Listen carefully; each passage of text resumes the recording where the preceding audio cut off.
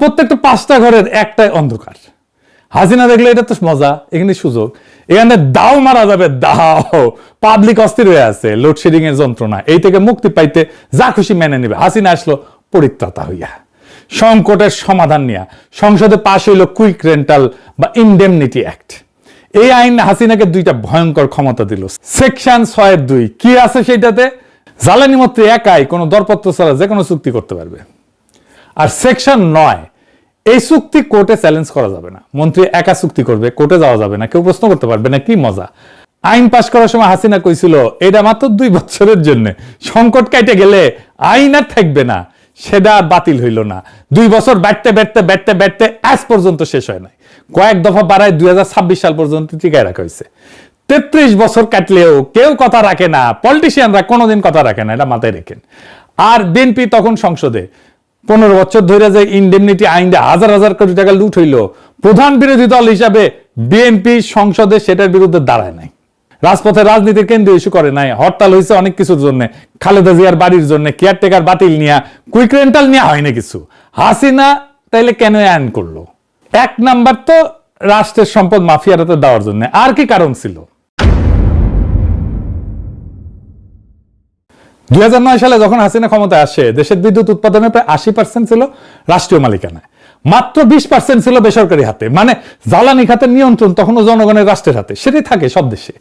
জ্বালানির উপরে রাষ্ট্র সার্বভৌম কর্তৃত্ব রাখতে চায়। যুদ্ধ লাগলে দেখেন জ্বালানি উৎপাদন আর সরবরাহ শত্রু দেশ ধ্বংস করে দেয়। আর বেসরকারি এই যে অনুপাতটা, এটা পাল্টে দেওয়া হলো ইচ্ছাকৃতভাবে সঙ্কট সমাধানের নামে। আমাদের জ্বালানি নিরাপত্তাকে বেসরকারি খাতে শুধু হাসিনা তুলে দিল না, বিদেশি রাষ্ট্রের উপরে নির্ভরশীল করে দিল। নির্বিচারে বেসরকারি খাতে নতুন নতুন কেন্দ্র বসানো হইল, নতুন রাষ্ট্রীয় বিদ্যুৎ কেন্দ্র আর বসানো হইল না। সব নতুন চুক্তি গেল সামিট, ওরিয়ন, এসালম, ইউনাইটেড, ডরিনের মতো হাসিনার ঘনিষ্ঠ কোম্পানির হাতে। ডরিন গ্রুপ কার জানেন? জানেন না? সর্দির বডিগার্ডের 4 খলিফার 1 খলিফা নূরে আলম সিদ্দিকীর। ওর পোলা, ও মারা গেছে তো এখন ওর পোলা চালায়। 15 বছরে অনুপাত উল্টে গেল। আজ বেসরকারি খাতের দখলে পুরা বিদ্যুৎ উৎপাদনের বড় অংশ। রাষ্ট্রীয় খাত সংকুচিত, দুর্বল এবং ভর্তুকি নির্ভর। এর মানে কি? জ্বালানির মতো একটা সংবেদনশীল খাত আর রাষ্ট্রের হাতে নাই, মাফিয়া গোষ্ঠীর হাতে। তারা যদি একদিন ঠিক করে যে প্ল্যান বন্ধ করে দিবে, বাংলাদেশ অন্ধকার, তারা যদি ঠিক করে দাম বাড়াবে, সরকারের কিচ্ছু করার নাই, তারা যদি ঠিক করে বকেয়া চাই, সরকার মাথা নত করবে, চুক্তি বাতিল করার ক্ষমতা রাষ্ট্রের হাতে নাই। রাষ্ট্র এখন জিম্মি, এবং জিম্মিকারীরাকে হাসিনার তৈরি করা মাফিয়া শ্রেণী। তো বিদ্যুতের সংকটে সরকার কেমনে সমাধান করবে? সমাধান তো তার হাতে নাই।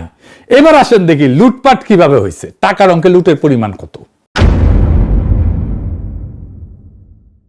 এটা বুঝতে হলে ক্যাপাসিটি চার্জ, এই শব্দটা বুঝতে হবে। এই একটা শব্দের ভেতরে বাংলাদেশের বিদ্যুৎ লুটের পুরা লাইসেন্স লুকে আছে, পুরা গ্রামার, পুরা ব্যাকরণ। ক্যাপাসিটি চার্জ মানে কি? একটা সহজ উদাহরণ দিই। ধরেন আপনি একটা প্রাইভেট কার ভাড়া নিলেন মাসিক চুক্তিতে। চুক্তি এরকম যে গাড়ি আপনি চালান বা না চালান প্রত্যেক মাসে ভাড়া দিতে হবে। চালাইলে তেলের দাম আলাদা, না চালাইলেও মাসিক ভাড়া ঠিকই যাবে। বাংলাদেশ সরকার বেসরকারি বিদ্যুৎ কোম্পানিগুলোর সাথে হুবহু এই চুক্তি করেছে। কোম্পানি বিদ্যুৎ উৎপাদন করুক বা না করুক, শুধু সক্ষমতা ধরে রাখার নামে তাদের নিয়মিত টাকা দিতে হবে। এটাই ক্যাপাসিটি চার্জ। বিদ্যুৎ চাই, আলাদা টাকা দাও, ফুয়েল কস্ট দাও। বিদ্যুৎ চাই না, তাও ভাড়া দাও, ক্যাপাসিটি চার্জ। প্ল্যান চললেও টাকা, না চললেও টাকা। কোম্পানির কোনো লেকশন নাই, পুরা ঝুঁকি রাষ্ট্রের, মানে আপনার আমার ঘাড়ে। বিশ্বের কোনো স্বাভাবিক বাজারে ব্যবসায় ঝুঁকি থাকে, ভালো করলে লাভ, খারাপ করলে লোকসান। কিন্তু বাংলাদেশের বিদ্যুৎ খাতে ঝুঁকি নাই, শুধু লাভ আর লাভ। এটা ব্যবসা নাকি এটা লুটেরাদের জন্য রাষ্ট্রের পেনশন স্কিম? এই লুটেরারা কত টাকা নিছে শুনলে মাথা গরম হয়ে যাবে। এই 16 বছরে কোনো বিদ্যুৎ না দিয়ে ভাড়া বাবদ বাংলাদেশ সরকার পরিশোধ করছে প্রথম 10 বছরে 43,500 কোটি টাকা, পরে 6 বছরে 76,000 কোটি টাকা, মোট 1,25,000 কোটি টাকা। খেয়াল করেন, প্রথম 10 বছর যা দিছে, পরের মাত্র 6 বছরে তার দ্বিগুণ। লুট বাড়েনি, কিন্তু লুটের গতি বাড়ছে। আপনাদের বলা হয় সরকার প্রত্যেক বছর বিদ্যুৎ খাতে বিরাট অঙ্কের ভর্তুকি দেয়। আপনারা কয় যে আপনারা কম দামে বিদ্যুৎ দিতে ভর্তুকি দিচ্ছে আপনাকে। এই ভর্তুকির 80% খরচা হয় ক্যাপাসিটি চার্জ পরিশোধে, মানে বসে থাকা প্ল্যান্টের বিল মেটাইতে। বেনে করছি না, দেখেন বিদ্যুৎ ভর্তুকি 80 না 81% ক্যাপাসিটি চার্জে দেয়। টাকা দিচ্ছে দলের লোকজনদেরকে, লুটেরাদেরকে, আর বলতেছে ভর্তুকি দিতেছি বিদ্যুতে। আপনার পকেটের ট্যাক্সের টাকা সিংহভাগ যাচ্ছে মাফিয়াদের পকেটে, যাদের কারখানা বন্ধ, যাদের মালিক সিঙ্গাপুর, লন্ডনে সিল করতেছে। আর আপনি ভর্তুকি নামে যেটা শুনিচ্ছেন, সেটা আসলে জনগণের টাকায় লুটেরাদের মাসিক ভাতা দেওয়া হইতেছে। নামটা সুন্দর, কাজটা ডাকাতি। এই টাকা দিয়া 1,00,000 কোটি টাকা, এই টাকা দিয়া 4টা পদ্মা সেতু বানানো যেত, 4টা। অথবা বাংলাদেশে পুরা স্বাস্থ্য খাতে 3 বছরে পুরা বাজেট দেওয়া যেত, সারা বাংলাদেশের সব হাসপাতাল, সব ডাক্তার, সব নার্স, সব ওষুধ 3 বছর ফ্রি চলতো। ডলারে কত জানেন? $11 বিলিয়ন। বাংলাদেশের রিজার্ভের প্রায় অর্ধেক। শূন্য বিদ্যুতের বদলে হাওয়া হয়ে গেছে বাংলাদেশের রিজার্ভের অর্ধেক। তো প্ল্যান্ট কাদের কাদের দিছে আসেন সেটা দেখি। ক্ষমতা এসে 2009 আওয়ামী লীগ 32টা কুইক রেন্টাল বিদ্যুৎ কেন্দ্রের অনুমোদন দেয়। তারপরে 2010 সালে ইন্ডেমনিটি আইন করলো, সেই আইনের সাথে 72টা বিদ্যুৎ কেন্দ্রের অনুমোদন দিল। কারা পাইলো এই 72টা প্রজেক্ট? কিভাবে পাইলো? দরপত্র হয় নাই, কোন টেন্ডার নাই, প্রতিযোগিতা নাই, কম কে দাম দিতে পারবে সেটার কোনো হিসাব হয় নাই। সরকার যাকে চাইলো তাকেই দিল, সিল মেরে দিল। কারা পাইলো? বেশিরভাগই সরকারের ঘনিষ্ঠ লোক, দলীয় ব্যবসায়ী, মন্ত্রী নেতার আত্মীয়, আওয়ামী লীগের পৃষ্ঠপোষকতায় গড়ে ওঠা নব্য ধনিক শ্রেণী। যে বিদ্যুতের দরকারই ছিল না আমাদের, এখন আমার ক্ষুদ্র ভাতার ভগিনীরা করবে। আমাদের আসলে কত বিদ্যুৎ লাগে এখন, আর কেনই বা হাসিনা ওভার ক্যাপাসিটি বানাইলো? দেশের চাহিদা ছিল 17,000 মেগাওয়াট, কিন্তু বিদ্যুৎ কেন্দ্র যা বানানো হইলো তার যা উৎপাদন সক্ষমতা সেটা 29,000 মেগাওয়াট, মানে দ্বিগুণের কাছাকাছি। কেন? দুইটা কারণে। প্রথম কারণ, জাপানিরা 2010 আর 2016 পাওয়ার সেক্টর মাস্টার প্ল্যান বানিয়ে দিছিল জাপানের জাইকা। তারা চাহিদার পূর্বাভাস দিছিল ফুলায় ফাপায়। 2022 সালের যে ফোরকাস্ট দিছিল সেটাই আমাদের চাহিদার চাইতে 60% বেশি। মানে করছি না, এই যে দেখেন রিপোর্ট দেখেন, এরাই কইতেছে যে ওভার এস্টিমেট করা হয়েছিল পাওয়ার ডিমান্ড খুব বড় মার্জিনে। এর কারণে বাংলাদেশ অনেক বেশি ক্যাপাসিটির, যা দরকার তার চেয়ে বেশি ক্যাপাসিটির বিদ্যুৎ কেন্দ্র বানাইছে। এখন চিন্তা করেন, যে জায়গা প্ল্যান দিচ্ছে মাস্টার প্ল্যান, সেই জায়গায় বিদ্যুৎ কেন্দ্র বানাইতেছে, মাতার বাড়ি কয়লা প্ল্যান্টে বিনিয়োগ করতেছে, মাস্টার প্ল্যান আবার সেই বানাইতেছে, সেই প্ল্যান অনুযায়ী প্ল্যানটা বানাইতেছে। এইটারে বলে কনফ্লিক্ট অফ ইন্টারেস্ট। যাকে প্ল্যান বানাইতে দিতেছেন সেই আপনার ফোরকাস্টিং করতেছে আপনার চাহিদা কত হবে। ভাবেন, আপনি ধরেন গাড়ি নিয়ে গেলেন আপনি গ্যারেজে, মেকানিক বনেট খুলে বললো যে ভাই ইঞ্জিন তো শেষ, আপনার নতুন ইঞ্জিন লাগবে, ব্যাটারিও বদলাইতে হবে, গিয়ার বক্সও দেখি গেছে গা টাইট হয়ে গেছে, আপনি জিগাবেন এত পার্টস কই পাবো? মেকানিক হাসি দিয়ে কইবে যে চিন্তা করেন না, পাশের পার্টসের দোকানটা আমার নিজের। কারণ বুঝেছেন তো, পার্টস বেচা যার ব্যবসা, সে কেন বলবে যে গাড়ি ঠিক আছে আপনার? সে তো বলবে আপনার গাড়ির সব শেষ। সে তো চাইবে যে পার্টস বেচতে, সে তো গাড়ি ঠিক করতে বসে নাই। তো জাইকা তো আসলে আমার প্ল্যান করে দেবে না, ও তো আসছে কিভাবে বিদ্যুৎ কেন্দ্র বানাইবে আর টাকা নিবে। জাইকারে কেন দেশের পাওয়ারের পরিকল্পনা করতে দিতে হবে? আমাদের দেশের এক্সপার্টরা আছেন, একটা রাষ্ট্রীয় প্ল্যান বানাইতে পারে না? একটা বিদেশি প্রতিষ্ঠান থেকে লেখাই নিতে হবে, আবার ওদের প্ল্যান অনুযায়ী ইনভেস্ট করতে দিতে হবে। বাঙ্গুদের কাজই এরকম। হাসিনা কইতো না আমি এই প্ল্যান করে দিয়েছি, ওই প্ল্যান করে দিয়েছি, ডেল্টা প্ল্যান করে দিয়েছি। প্ল্যান করিছে আর এক ট্যালেন্ট মাস্টার আসিছে, বাংলার লুথার কিং। হাসিনারও মজা, বেশি প্ল্যান মানে বেশি লুট। তো লুটের গুরু কারা? গুরু হইতেছে হাসিনার ছেলে সজীব ওয়াজেদ জয়, প্রতিমন্ত্রী নসরুল আহমেদ বিপু। লুটপাটের সিস্টেম চালাইতো যারা, তারা হইতেছে সাবেক জ্বালানি উপদেষ্টা তৌফিক এলাহি চৌধুরী, এখন কারাবন্দী আছে, সাবেক মুখ্য সচিব আবুল কালাম আজাদ আর আহমেদ কাইকাউস। পুরা 15 বছর বিদ্যুৎ মন্ত্রণালয়ের দায়িত্ব হাসিনা নিজের হাতে রাখছিল, নিজের কবজায়। হাসিনা পালানোর পর 2 বছর হইতে চললো, কারো শাস্তি হয়নি, কারো জবাব দিয়ে হয়নি। আর আছে কোম্পানিগুলা, আমি সব কোম্পানির নাম বলবো না, আজকে 2টা কোম্পানি আপনারা চেনেন, সামিট আর এসালম। সামিটের মালিক হচ্ছে মোহাম্মদ আজিজ খান, তার বড় ভাই হইতেছে লেফটেন্যান্ট কর্নেল ফারুক খান, আওয়ামী লীগের প্রেসিডিয়ামের সদস্য, সাবেক বাণিজ্য আর বেসামরিক বিমান মন্ত্রী। পাকিস্তান আর্মিতে ছিল, 1971 বাঙালিদের বিরুদ্ধে যুদ্ধ করেছে। পাকিস্তান মিলিটারি একাডেমি থেকে কমিশন পাইছে 71 মার্চে, ঠিক যেদিন বাংলাদেশে মুক্তিযুদ্ধ শুরু হয়, 25 মার্চ। তারপরে কি করলো? তারপরে পাকিস্তান সেনাবাহিনীর পক্ষে দিনাজপুরে পোস্টিং নিল। মুক্তিযুদ্ধ শুরু হলে পাকিস্তান সেনাবাহিনীর পক্ষে প্রথম যে অপারেশন, এটা ফারুক খান চালায়। কয়েকজন মুক্তিযোদ্ধার নিরীহ বাঙালিকে নির্মমভাবে হত্যা করছে। দিনাজপুরের মুক্তিযুদ্ধ বইয়ে এই কথা লেখা আছে। এই পরিবারের সদস্যরা তালিকাভুক্ত রাজাকার। মকসুদপুরে মানুষের বাড়িঘর দখল করছিল। 72 সালে পাকিস্তান আত্মসমর্পণের পর পরিবার সমাজ মকসুদপুর থেকে বিতাড়িত হয়েছিল। পরে এক স্থানীয় মুক্তিযোদ্ধার পায়েটায় ধরে এলাকায় ফিরে আসে। 2008-এর পরে আবার সে মুক্তিযুদ্ধ সনদের জন্য দৌড়ঝাঁপ করেছিল, পায় নাই। সেনাবাহিনীর চাকরি ও আকারে পদ বালকের মতো সাফল্যে ভরপুর। 90-এর দশকে পদ বাণিজ্য সহ নানা কেলেঙ্কারিতে জড়ায় অবসরে যেতে হয়। তারপর 1996 সালে কোটি টাকার বিনিময়ে আওয়ামী লীগের মনোনয়ন কিনে সংসদ সদস্য হয়। রাজাকার থেকে আওয়ামী লীগের কান্ডারি, আর সেই কান্ডারির ছোট ভাই বাংলাদেশের জ্বালানি খাতের সবচেয়ে বড় লুটেরা সাম্রাজ্যের মালিক। ভাইয়ে ভাইয়ে সাম্রাজ্য। 71-এর দিনাজপুর থেকে 2026-এর সিঙ্গাপুর। হ্যাঁ, এই হইতেছে বাঙ্গুদের জার্নি, বাঙ্গু এলিটদের জার্নি। আরো 3 ভাই আছে, জাফর, লতিফ, ফরিদ, সবাই সামিটের ভাইস চেয়ারম্যান। পরিবারের কোম্পানি, পরিবারের সাম্রাজ্য। সামিট পাওয়ার একাই 15 বছরের মোট ক্যাপাসিটি চার্জে 12% নিছে, মানে 10,623 কোটি টাকা নিছে। 2016 সালে আজিজ খান সিঙ্গাপুরে সামিট পাওয়ার ইন্টারন্যাশনাল বানায়, এসপিআই, কারণ হিসেবে বলে আন্তর্জাতিক অর্থায়নের সুবিধার জন্য। বাস্তবে কি হলো? সেই বছরই এপ্রিল 2016 পানামা পেপারসে আজিজ খানের নাম, তার বউ, তার মেয়ে, তার ভাই, তার ভাতিজা, সবার নাম পানামা পেপারসে সবার নাম চলে আসলো। 2016 সালে ফাঁস হওয়া এক বিশাল গোপন নথিপত্র, পানামার একটা আইনি প্রতিষ্ঠানের 1.1 কোটি ফাইল সাংবাদিকদের হাতে চলে আসে। এই ফাইলগুলোতে ছিল দুনিয়া জুড়ে ক্ষমতাবান লোকদের গোপন সম্পদের তালিকা, কে কোথায় কত টাকা লুকায় রাখছে। কোন দেশের প্রধানমন্ত্রী, কোন দেশের রাষ্ট্রপতি, কোন ব্যবসায়ী, বিশ্বজুড়ে কাপাকাপি শুরু হয়ে গেল। আইসল্যান্ডের প্রাইম মিনিস্টার তো পদত্যাগ করতে হইল, পাকিস্তানের নওয়াজ শরীফ ক্ষমতা হারাইলেন, আর সেই তালিকায় বাংলাদেশের একজন মোহাম্মদ আজিজ খান, সামিটের মালিক, ব্যান্ড পার্টি বাজার হেরিটেজ সাহেব, 6টা অফশোর কোম্পানি, ব্রিটিশ ভার্জিন আইল্যান্ডে রেজিস্টার্ড, সিঙ্গাপুরের ঠিকানা। অফশোর কোম্পানি কি জানেন তো? অফশোর কোম্পানি হইতেছে ছোট দ্বীপ দেশে রেজিস্টার করা কাগজি company. British Virgin Island, Cayman Island, Bahama, এই সমস্ত জায়গায় এগুলো দ্বীপ, কিন্তু রাষ্ট্র। এই দ্বীপগুলোতে ট্যাক্স নাই, মালিকের নাম প্রকাশ করতে হয় না, কে আসল মালিক কেউ জানে না। তো এই কোম্পানিগুলো কাদের লাগে? যারা টাকা লুকাইতে চায়, যারা ট্যাক্স ফাঁকি দিতে চায়, যারা চুরি করা টাকা বৈধ দেখাতে চায়। সাধারণ ব্যবসায়ীর এই জিনিস লাগে না। ব্যবসায়ীর লাগে অফিস, লোক, লাইসেন্স।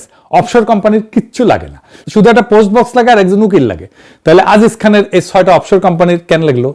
সিঙ্গাপুরে অফিস তো আছেই, বাংলাদেশের সামিট তো আছেই। উত্তরটা সবাই জানে, লুকানোর জন্য, টাকা লুকানোর জন্য, পাচার করার জন্য টাকা। ওর বাপের কি সিঙ্গাপুরে জমিদারি ছিল যে এত টাকা দিয়ে সিঙ্গাপুরে কোম্পানি করলো?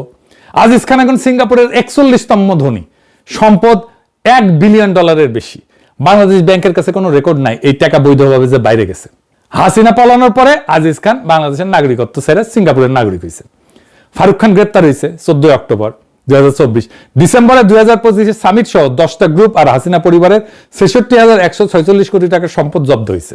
কিন্তু এইসব কাগজে, বাস্তবে আজও সামিটের কোম্পানিগুলোতে বাংলাদেশের জনগণের টাকা ঢুকিচ্ছে। এরপরে আসেন এস আলম, আর এক তালেবর, আমাদের শিলং সালাউদ্দিনের প্রিয় অলিগার্ক এস আলম। এস আলমের কাছ থেকে ইসলামী ব্যাংক উদ্ধার করা হয়েছে দেখে সংসদে শিলং সালাউদ্দিন কয়, নারায়ে তাকবীর বইলা নাকি ব্যাংক দখল করা হয়েছে। শুনেন, কেউ সরকারি ইন্টেলিজেন্স ব্যবহার করে হোটেলে ডেকে নিয়ে এসে করেছে, আর কেউ সরাসরি নারায়ে তাকবীর আল্লাহু আকবার বলে নেমেছে। শুনেছেন? খুব দুঃখ পাইছে শিলং সালাউদ্দিন। এই এস আলমের বিদ্যুৎ কেন্দ্র হইতেছে চট্টগ্রামের বাঁশখালী, সমুদ্রের ধারে 1320 মেগাওয়াটের কয়লা বিদ্যুৎ কেন্দ্র, নাম এসএস পাওয়ার। এই প্ল্যান করার সময় 2016 থেকে 17 স্থানীয় মানুষ রাস্তা নামছিল, কারণ তাদের জমি যাচ্ছে, মাছ ধরার জায়গা যাচ্ছে, পরিবেশ যাচ্ছে। প্রতিবাদে মিছিল হয়েছিল, আন্দোলন হয়েছিল, সংগ্রাম হয়েছিল, গুলি করছিল পুলিশ, হাসিনা পুলিশ, সাথে ছিল এস আলমের গুন্ডা। 5 জন মানুষ মারা গেছিল পুলিশ আর গুন্ডার গুলিতে। একটা প্ল্যান তৈরি হওয়ার আগেই 5টা লাশ। এই রক্তের উপরে দাঁড়ায় প্ল্যান চালু হইলো। তারপর কি হইলো? 2019 ফেব্রুয়ারিতে সরকার এস আলমকে এক ধাক্কায় 3,170 কোটি টাকার স্ট্যাম্প ডিউটি মাফ করে দিল। জমি লিজ আর ব্যাংকের ফাইন্যান্সের দলিলের উপরে স্ট্যাম্প লাগতো, সেটার ফি ছিল এত টাকা, মাফ করে দিল, ডলারে 382 মিলিয়ন। প্ল্যান তখনও চালু হয়নি, তার আগে উপহার দিয়ে দেওয়া হইলো। কেন দিল? এমন যদি হইতো যে তারা কম দামে আমাদেরকে বিদ্যুৎ দিতেছে, তা তো না। বাঁশখালী থেকে যে বিদ্যুৎ আসে তার দাম শুনলে মাথা ঘুরে যাবে। ইউনিট প্রতি 20 টাকা 53 পয়সা, দেশের সবচেয়ে দামি বিদ্যুৎ। তুলনায় দেখেন, রামপাল থেকে আমরা 16 টাকা 11 পয়সা, আদানি থেকে 15 টাকা 14 পয়সা, বরিশাল থেকে 13 টাকা 16 পয়সা, পায়রা থেকে 11 টাকা 87 পয়সা। বাঁশখালী আদানির চাইতে 35% বেশি, পায়রার চেয়ে দ্বিগুণ। শুধু 23-24 অর্থ বছরে বাঁশখালী পরে বাংলাদেশ সরকার পরিশোধ করেছে 5,978 কোটি টাকা। হাসিনা পলাইছে, সামিটের চেয়ারম্যান ফারুক খান গ্রেপ্তার হয়েছে, আজিজ খানের ব্যাংক অ্যাকাউন্ট জব্দ হয়েছে, তবু হাসিনা পালানোর পরের 1 বছরে সামিট গ্রুপ 5,978 কোটি টাকা পাইছে। তার মানে তার কি ইলেকট্রিসিটি দিচ্ছে সরকারকে, তাই সরকার টাকা দিতেছে? জি না। ফারুক খানের ফ্যানেলের কাপড় ঘষলে ইলেকট্রিসিটি যেতে তৈরি হবে সেটুকুও দেয় নাই, শূন্য ইলেকট্রিসিটি দিয়া 1000 কোটি টাকা নিয়ে গেছে। জানেন তো, আমাদের শরীরে এমনকি চুলে ঘষা দিলে ইলেকট্রিসিটি তৈরি হয়, স্থির বিদ্যুৎ কয়। তো ওই স্থির বিদ্যুৎও শরীরে ঘষা দিলে যা বাড়াবি সেটাও দেয়নি। তাহলে কেমনে নিল টাকা? এটা পরে আমরা বিস্তারিত দেখব। শুধু সামিট না, ওরিয়ন আর মির্জা আজম পরিবারের ডিজিটাল পাওয়ার পাইছে 299 কোটি টাকা। মাশাআল্লাহ, হাসিনার সাবেক প্রোটোকল অফিসার আলাউদ্দিন নাসিমের কোম্পানি পেয়েছে 241 কোটি টাকা, আলহামদুলিল্লাহ। শামীম ওসমান, মির্জা আজমার, ওবায়দুল করিমের ওরিয়ন পাওয়ার সোনারগাঁ পেয়েছে 442 কোটি টাকা। ইয়া আল্লাহ, দরবেশ বানায় দাও। কারণ আরো আছে। একই গোষ্ঠী ওরিয়ন পাওয়ার রূপসা পেয়েছে 352 কোটি টাকা। এর সবাই আওয়ামী লীগের লোক, অনেকে দেশের বাইরে পালায় আছে। এই জন্য তো দুবাই বুর্জ খলিফার সামনে এরা দল বেঁধে সিল করে নিশ্চিন্তে। দেখেছেন কত নিশ্চিন্ত, কারণ বাংলাদেশ জনগণের ট্যাক্সের টাকা ঢুকিচ্ছে প্রত্যেক মাসে ওদের অ্যাকাউন্টে। এটা হাসিনার সিস্টেম আর তারেক রহমানের ম্যানেজমেন্ট। হাসিনা ছাড়া হাসিনার সিস্টেম, সেটা কেমন, কিভাবে শুরু হইলো তাহলে লুটপাট, আসেন সেটা বুঝে দেখি। 2008 হাসিনা ক্ষমতা এসছে, চারিদিকে লোডশেডিং, 15 কোটি মানুষের দেশে বিদ্যুৎ সক্ষমতা 5500 মেগাওয়াট, দরকার 7000 মেগাওয়াট, ঘাটতি 1500 মেগাওয়াট। তার মানে প্রত্যেকটা 5টা ঘরের একটাই অন্ধকার। হাসিনা দেখলে এটা তো মজা, এখানে সুযোগ, এখানে দাও মারা যাবে, দাও। পাবলিক অস্থির হয়ে আছে লোডশেডিং এর যন্ত্রণা, এই থেকে মুক্তি পাইতে যা খুশি মেনে নেবে। হাসিনা আসলো পরিত্রাতা হইয়া, সংকটের সমাধান নিয়ে সংসদে পাশ হইল কুইক রেন্টাল বা ইনডেমনিটি অ্যাক্ট। এই আইন হাসিনাকে 2টা ভয়ঙ্কর ক্ষমতা দিল। সেকশন 6(2) কি আছে সেইটাতে, জ্বালানি মন্ত্রী একাই কোনো দরপত্র ছাড়া যে কোনো চুক্তি করতে পারবে। আর সেকশন 9, এই চুক্তি কোর্টে চ্যালেঞ্জ করা যাবে না, মন্ত্রী একা চুক্তি করবে, কোর্টে যাওয়া যাবে না, কেউ প্রশ্ন করতে পারবে না। কি মজা। আইন পাশ করার সময় হাসিনা কইছিল এটা মাত্র 2 বছরের জন্য, সংকট কাটে গেলে আইন আর থাকবে না। সেটা বাতিল হইল না, 2 বছর ব্যাটতে আজ পর্যন্ত শেষ হয় নাই। কয়েক দফা বাড়ায় 2026 সাল পর্যন্ত টিকায় রাখা হয়েছে। 33 বছর কাটলেও কেউ কথা রাখে না, পলিটিশিয়ানরা কোনোদিন কথা রাখে না, এটা মাথায় রেখেন। আর বিএনপি তখন সংসদে 15 বছর ধরে যে ইনডেমনিটি আইনটা হাজার কোটি টাকা লুট হইল, প্রধান বিরোধী দল হিসাবে বিএনপি সংসদে সেটার বিরুদ্ধে দাঁড়ায় নাই, রাজপথে রাজনীতির কেন্দ্র ইস্যু করে নাই। হরতাল হয়েছে অনেক কিছুর জন্য, খালেদা জিয়ার বাড়ির জন্য, কেয়ারটেকার বাতিল নিয়া, কুইক রেন্টাল নিয়ে হয় না কিছু। হাসিনা তাইলে কেন আইন করলো? 1 নাম্বার তো রাষ্ট্রের সম্পদ মাফিয়ারাতে দেওয়ার জন্য। আর কি কারণ ছিল? 2009 সালে যখন হাসিনা ক্ষমতায় আসে, দেশের বিদ্যুৎ উৎপাদনের প্রায় 80% ছিল রাষ্ট্রীয় মালিকানায়, মাত্র 20% ছিল বেসরকারি হাতে। মানে জ্বালানি খাতের নিয়ন্ত্রণ তখনও জনগণের, রাষ্ট্রের হাতে। সেটাই থাকে সব দেশে। জ্বালানির উপরে রাষ্ট্র সার্বভৌম কর্তৃত্ব রাখতে চায়। যুদ্ধ লাগলে দেখেন জ্বালানি উৎপাদন আর সরবরাহ শত্রু দেশ ধ্বংস করে দেয়। আর বেসরকারি এই যে অনুপাতটা, এটা পাল্টে দেওয়া হলো ইচ্ছাকৃতভাবে সংকট সমাধানের নামে। আমাদের জ্বালানি নিরাপত্তাকে বেসরকারি খাতে শুধু হাসিনা তুলে দিল না, বিদেশি রাষ্ট্রের উপরেও নির্ভরশীল করে দিল। নির্বিচারে বেসরকারি খাতে নতুন কেন্দ্র বসানো হইল, নতুন রাষ্ট্রীয় বিদ্যুৎ কেন্দ্র আর বসানো হইল না। সব নতুন চুক্তি গেল সামিট, ওরিয়ন, এসালম, ইউনাইটেড, ডরিনের মতো হাসিনার ঘনিষ্ঠ কোম্পানির হাতে। ডরিন গ্রুপ কার জানেন না? সর্দির বডিগার্ডের 4 খলিফার 1 খলিফা নূরে আলম সিদ্দিকীর। ওর পোলা, ও মারা গেছে তো এখন ওর পোলা চালায়। 15 বছরে অনুপাত উল্টে গেল। আজ বেসরকারি খাতের দখলে পুরা বিদ্যুৎ উৎপাদনের বড় অংশ। রাষ্ট্রীয় খাত সংকুচিত, দুর্বল এবং ভর্তুকি নির্ভর। এর মানে কি? জ্বালানির মতো একটা সংবেদনশীল খাত আর রাষ্ট্রের হাতে নাই, মাফিয়া গোষ্ঠীর হাতে। তারা যদি একদিন ঠিক করে যে প্ল্যান বন্ধ করে দিবে, বাংলাদেশ অন্ধকার, তারা যদি ঠিক করে দাম বাড়াবে, সরকারের কিচ্ছু করার নাই। তারা যদি ঠিক করে বকেয়া চাই, সরকার মাথা নত করবে। চুক্তি বাতিল করার ক্ষমতা রাষ্ট্রের হাতে নাই। রাষ্ট্র এখন জিম্মি, এবং জিম্মিকারীরাকে হাসিনার তৈরি করা মাফিয়া শ্রেণী। তো বিদ্যুতের সংকটে সরকার কেমনে সমাধান করবে? সমাধান তো তার হাতে নাই। এবার আসেন দেখি লুটপাট কিভাবে হয়েছে, টাকার অঙ্কে লুটের পরিমাণ কত। এটা বুঝতে হলে ক্যাপাসিটি চার্জ, এই শব্দটা বুঝতে হবে। এই একটা শব্দের ভেতরে বাংলাদেশের বিদ্যুৎ লুটের পুরা লাইসেন্স লুকে আছে, পুরা গ্রামার, পুরা ব্যাকরণ। ক্যাপাসিটি চার্জ মানে কি? একটা সহজ উদাহরণ দিই। ধরেন আপনি একটা প্রাইভেট কার ভাড়া নিলেন মাসিক চুক্তিতে। চুক্তি এরকম যে গাড়ি আপনি চালান বা না চালান, প্রত্যেক মাসে ভাড়া দিতে হবে। চালাইলে তেলের দাম আলাদা, না চালাইলেও মাসিক ভাড়া ঠিকই যাবে। বাংলাদেশ সরকার বেসরকারি বিদ্যুৎ কোম্পানিগুলোর সাথে হুবহু এই চুক্তি করেছে। কোম্পানি বিদ্যুৎ উৎপাদন করুক বা না করুক, শুধু সক্ষমতা ধরে রাখার নামে তাদের নিয়মিত টাকা দিতে হবে। এটাই ক্যাপাসিটি চার্জ। বিদ্যুৎ চাই, আলাদা টাকা দাও, ফুয়েল কস্ট দাও। বিদ্যুৎ চাই না, তাও ভাড়া দাও, ক্যাপাসিটি চার্জ। প্ল্যান চললেও টাকা, না চললেও টাকা। কোম্পানির কোনো লেকশন নাই, পুরা ঝুঁকি রাষ্ট্রের, মানে আপনার আমার ঘাড়ে। বিশ্বের কোনো স্বাভাবিক বাজারে ব্যবসায় ঝুঁকি থাকে, ভালো করলে লাভ, খারাপ করলে লোকসান। কিন্তু বাংলাদেশের বিদ্যুৎ খাতে ঝুঁকি নাই, শুধু লাভ আর লাভ। এটা ব্যবসা নাকি এটা লুটেরাদের জন্য রাষ্ট্রের পেনশন স্কিম? এই লুটেরারা কত টাকা নিছে শুনলে মাথা গরম হয়ে যাবে। এই 16 বছরে কোনো বিদ্যুৎ না দিয়ে ভাড়া বাবদ বাংলাদেশ সরকার পরিশোধ করছে প্রথম 10 বছরে 43,500 কোটি টাকা, পরে 6 বছরে 76,000 কোটি টাকা, মোট 1,25,000 কোটি টাকা।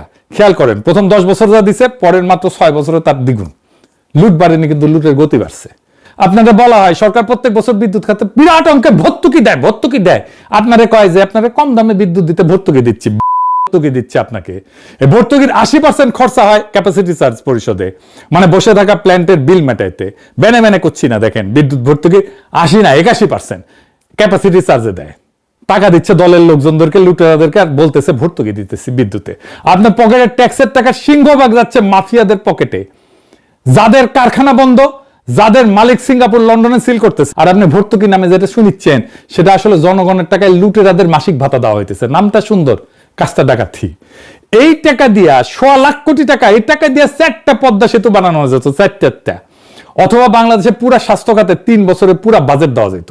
সারা বাংলাদেশের সব হাসপাতাল, সব ডাক্তার, সব নার্স, সব ওষুধ 3 বছর ফ্রি চলতো। ডলারে কত জানেন? $11 বিলিয়ন। বাংলাদেশের রিজার্ভের প্রায় অর্ধেক। শূন্য বিদ্যুতের বদলে হাওয়া হয়ে গেছে বাংলাদেশের রিজার্ভের অর্ধেক। তো প্ল্যান্ট কাদের দিছে, আসেন সেটা দেখি।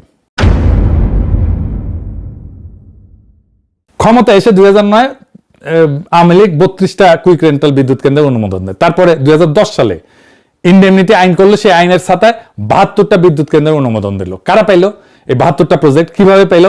দরপত্র হয় নাই, কোন টেন্ডার নাই, প্রতিযোগিতা নাই, কম কে দাম দিতে পারবে সেটার কোনো হিসাব হয় নাই।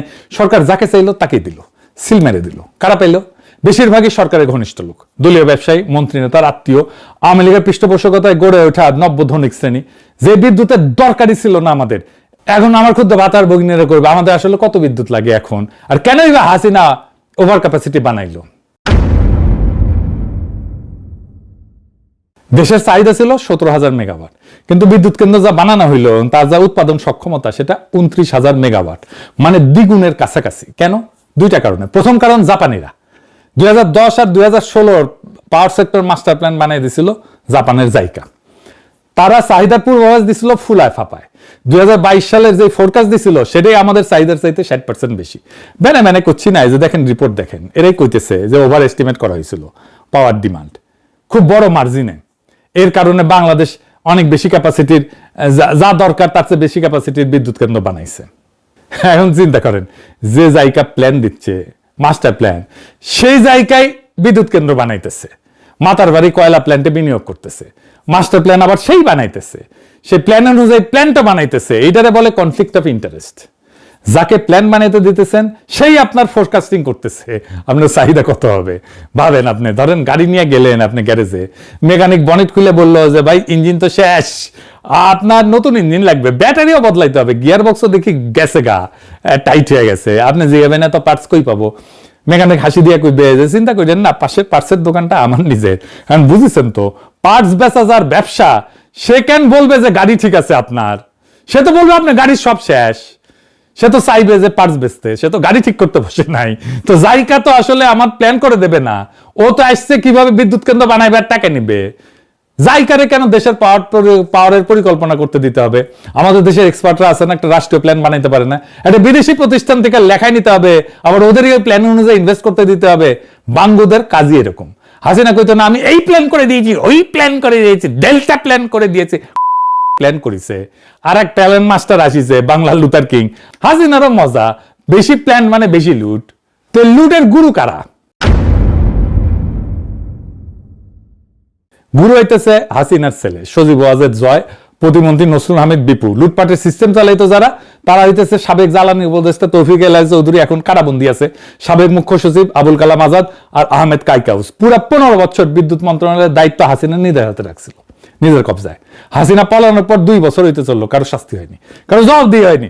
আর আছে কোম্পানিগুলা, আমি সব কোম্পানির নাম বলবো না, আজকে 2টা কোম্পানি আপনারা চেনেন, সামিট আর এসালম। সামিটের মালিক হচ্ছে মোহাম্মদ আজিজ খান, তার বড় ভাই হইতেছে লেফটেন্যান্ট কর্নেল ফারুক খান, আওয়ামী লীগের প্রেসিডিয়ামের সদস্য, সাবেক বাণিজ্য আর বেসামরিক বিমান মন্ত্রী। পাকিস্তান আর্মিতে ছিল, 1971 বাঙালিদের বিরুদ্ধে যুদ্ধ করেছে।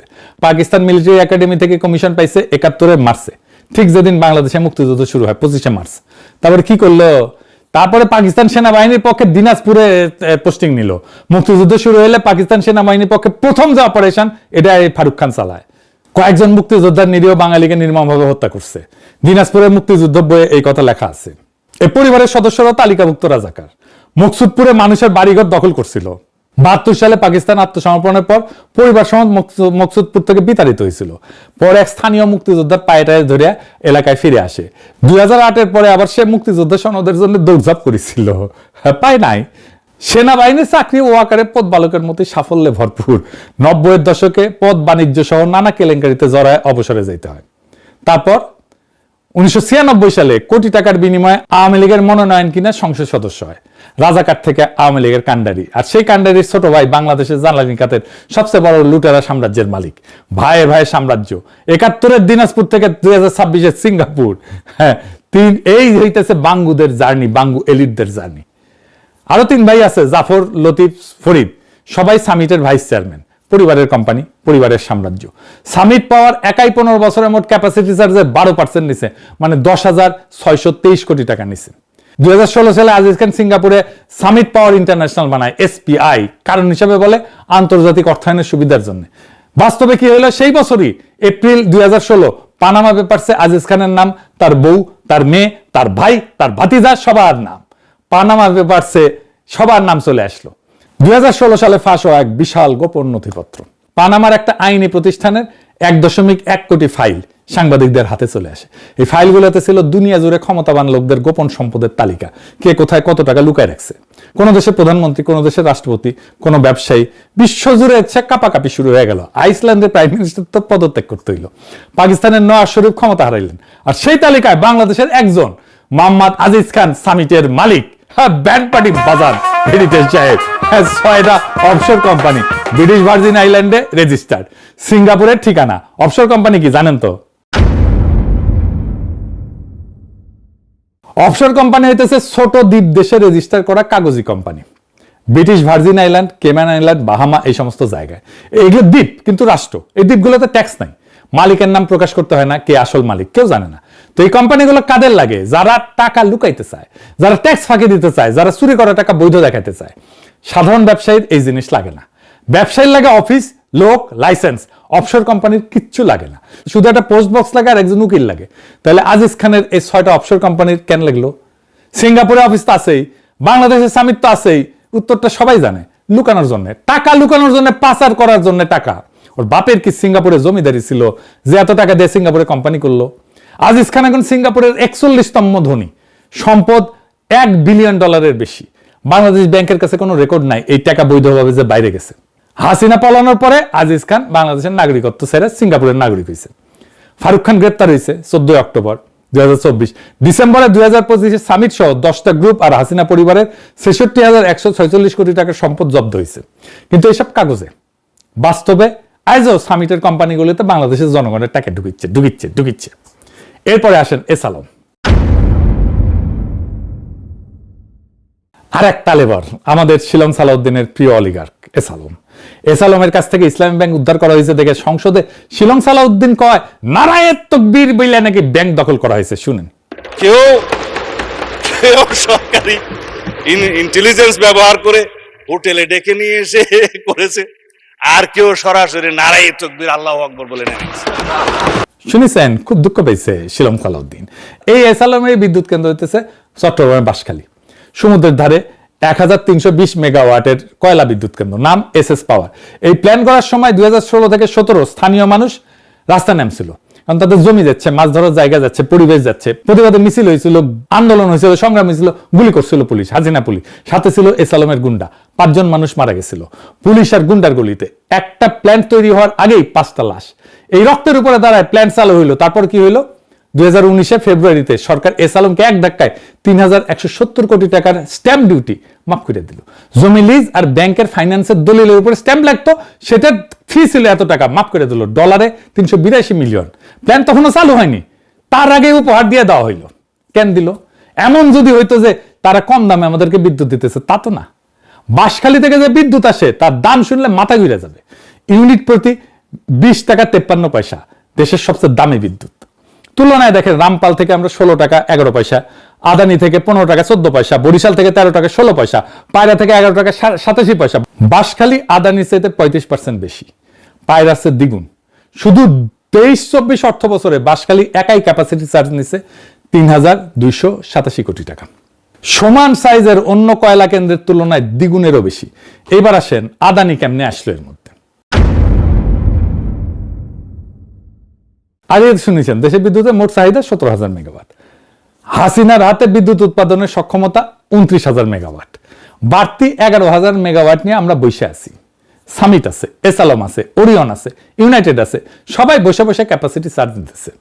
দেশ তো অন্ধকারে ডুবে নাই, তাই না? বিদ্যুৎ আছে, বিদ্যুৎ উপচায় পড়তেছে, বরং আমাদের লাগবেই না এতগুলো